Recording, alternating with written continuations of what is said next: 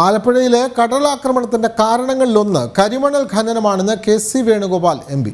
യാതൊരു പഠനവും നടത്താതെയാണ് തോട്ടപ്പള്ളിയിൽ കരിമണൽ ഖനനം നടത്തുന്നത്. തോട്ടപ്പള്ളിയിൽ വർഷം മുഴുവൻ ഖനനം നടത്താനുള്ള സർക്കാർ തീരുമാനം അനുവദിക്കാനാകില്ല.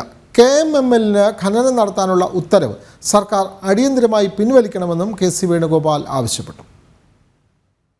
2019 പ്രളയത്തിൻ്റെ പേര് പറഞ്ഞ് കുട്ടനാട് ജലനിരപ്പ് ഉയർത്താനുള്ള സ്വാഭാവിക മാർഗങ്ങളെയെല്ലാം മാറ്റിയെടുത്തുകൊണ്ട് മണൽ ഖനനത്തിന് അനുമതി കൊടുത്ത സർക്കാർ തന്നെ ഒരുപാട് വിമർശനങ്ങളും സമരങ്ങളും ഒക്കെ ഉണ്ടായിട്ട് ഇപ്പം അന്ന് താൽക്കാലികമായിട്ടുള്ള പീരീഡിലേക്കാണ് കൊടുത്തതെങ്കിൽ പെർമനൻ്റായി കംപ്ലീറ്റായി വർഷം മുഴുവനും ഖനനം ചെയ്യാനുള്ള അനുവാദം കൊടുക്കുന്ന ഉത്തരവാണ് പുറപ്പെടുവിച്ചിരിക്കുന്നത്.